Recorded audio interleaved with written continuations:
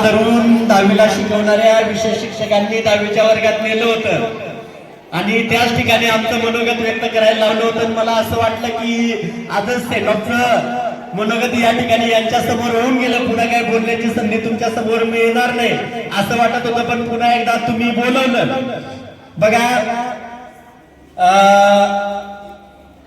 इयत्ता 10वी शालेय शिक्षणातला अतिशय महत्वाचा 10 वर्षाचा टप्पा पार करून तुम्ही इयत्ता 11वी मध्ये कुठेतरी प्रवेश घेणार किंवा शाळा सोडून दुसऱ्या शाळेमध्ये कुठेतरी जाणार.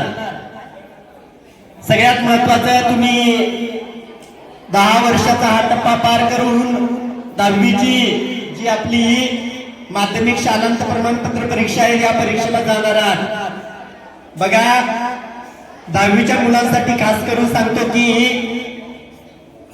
त्या दळवटच्या रणभूमीवरती 9 दिवसाचं युद्ध खेळण्यासाठी तुम्ही तिथं जाणार आहात आणि आम्हा सगळ्यांना खात्री आहे की त्या ठिकाणचं युद्ध जिंकून तुम्ही पुढच्या वर्षी पुन्हा एकदा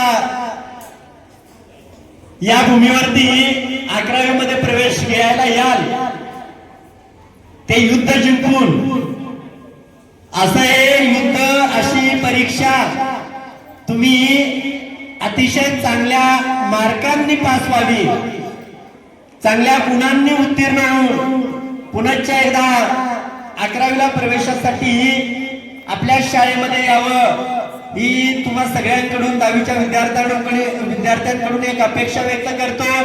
त्याचबरोबर मला तर वाटतंय तुमच्या आयुष्यातली ही पहिलीच सगळ्यात महत्वाची परीक्षा आहे आणि या परीक्षेला जाताना थोडा मनामध्ये गोंधळ असेल, भीती असेल की आपल्याला त्या ठिकाणी जाऊन बोर्डाची परीक्षा द्यायची आहे. कसं जाईल, कसं होईल, तर कसं होईल आणि पेपर कसा जाईल याच्याबद्दलचं मार्गदर्शन तुम्हाला तुमच्या विषय शिक्षकांनी केलेलंच आहे. या सगळ्या प्रवासामध्ये पेपर लिहित असताना मनामध्ये आत्मविश्वास ठेवा. शिक्षकांनी अतिशय चांगल्या प्रकारचं आपल्याला मार्गदर्शन केलेलं आहे. ज्या गोष्टी आहेत त्या गोष्टी त्या ठिकाणी परीक्षेच्या वेळेस आठवतील अशा पद्धतीने जे अजूनही आपल्याकडे 7-8 दिवस शिल्लक आहे त्या 7-8 दिवसामध्ये झालेल्या प्रश्नपत्रिका असतील, शिक्षकांनी केलेलं मार्गदर्शन असेल, हे पुन्हा पुन्हा आठवण्याचा प्रयत्न करा, जेणेकरून बोर्डाच्या परीक्षेमध्ये आपल्याला अडचणी निर्माण होणार नाहीत. त्या दृष्टीने तुम्ही निश्चितपणे अजूनही वेळ आहे, त्या वेळेमध्ये चांगल्या प्रकारचा अभ्यास करा. ज्या ज्या गोष्टी सांगितलेल्या आहेत त्या गोष्टी पुन्हा एकदा आठवण्याचा प्रयत्न करा. तुम्ही परीक्षेला जात आहात, आत्मविश्वास ठेवा, भीती बाळगू नका. आणि सगळ्यात महत्वाचं, जे काही पेपर त्या ठिकाणी होतील त्या ठिकाणचं वातावरण कसंही असेल तरी आहे त्या परिस्थितीला सामोरे जाऊन चांगल्या प्रकारचा पेपर सोडवा, एवढी एक शुभेच्छा तुम्हा सगळ्या 10वीच्या विद्यार्थ्यांना देतो. तुम्ही आतापर्यंत चांगल्या प्रकारे वागलात.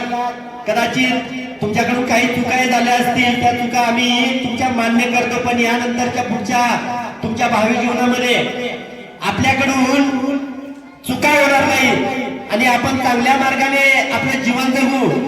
या ज्या गोष्टी आहेत या गोष्टी नेहमी आयुष्यामध्ये लक्षात ठेवा की बघा, चुकीचे मार्ग दाखवणारे भरपूर भेटतात, पण चांगले मार्ग दाखवणारे आपल्या आयुष्यामध्ये फार कमी भेटतात.